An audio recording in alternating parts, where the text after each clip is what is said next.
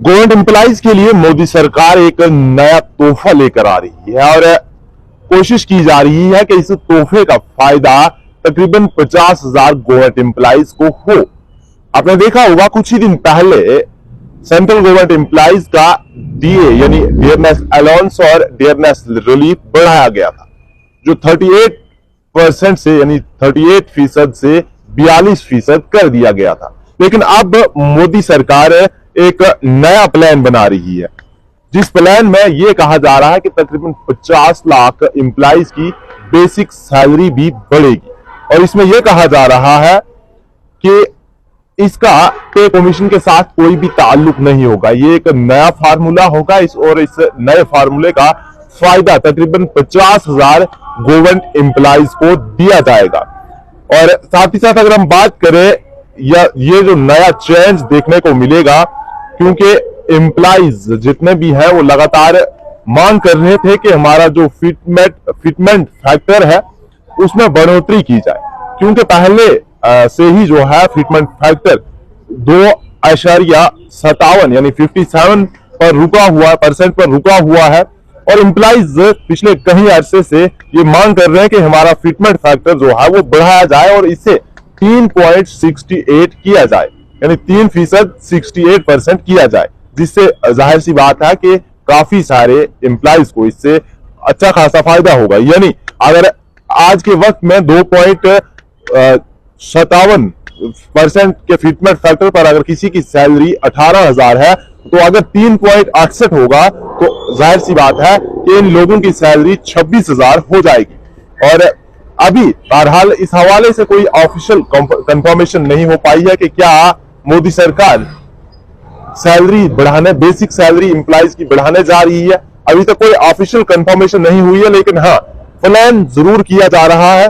और इस प्लान में आपने देखा होगा पहले भी जब डियरनेस अलाउंस और डियरनेस रिलीफ की मांग की जा रही थी, तो तब भी सरकार को थोड़ा सा वक्त लगा। थोड़ा सा वक्त लेने के बाद सरकार ने डियरनेस अलाउंस और डियरनेस रिलीफ में 4% का इजाफा किया, यानी पहले अगर 38% था तो अब उसे 42% कर दिया गया है, जिससे लाखों की तादाद में गवर्नमेंट एम्प्लॉइज को फायदा होगा। इसमें पेंशनर्स भी थे और एम्प्लॉइज भी थे।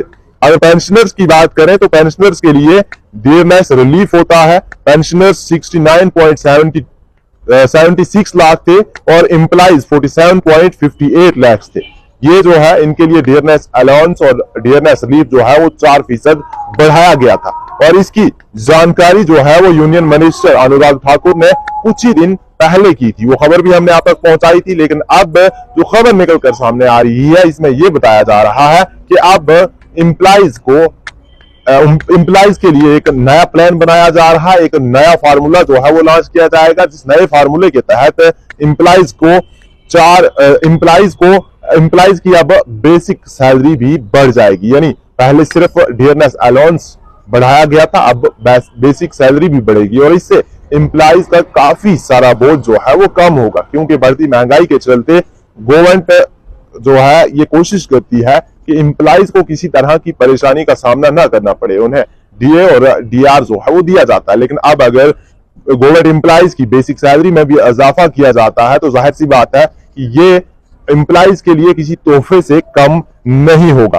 और बहरहाल अभी जो है इस हवाले से कोई ऑफिशियल कंफर्मेशन होना बाकी है, लेकिन खबरें लगातार इस तरह की गर्दिश कर रही है कि मोदी सरकार इस तरह का एक प्लान बना रही है, जिसमें यह कहा जा रहा है कि 50 लाख के करीब गवर्नमेंट एम्प्लॉइज की बेसिक सैलरी बढ़ाई जाएगी। और 8 पे कमीशन की जिस तरह से मांग की जा रही थी, अब देखने वाली बात होगी कि क्या 8 पे कमीशन लागू किया जाएगा या फिर यही नया फार्मूला अपनाकर गवर्नमेंट एम्प्लॉइज की बेसिक सैलरी बढ़ाई जाएगी। और साथ ही साथ आपको यह भी बता दें कि जो डीए और डीआर में जो 4% का इजाफा हुआ है वो 1 जनवरी से इंप्लीमेंट हो चुका है। यानी आज मार्च का महीना इख्तिताम पजीर होने जा रहा है और जनवरी, फरवरी, मार्च इन तीनों महीनों का डियरनेस अलाउंस और डियरनेस रिलीफ जो है वो पेंशनर्स और गवर्नमेंट एम्प्लॉइज को दिया जाएगा।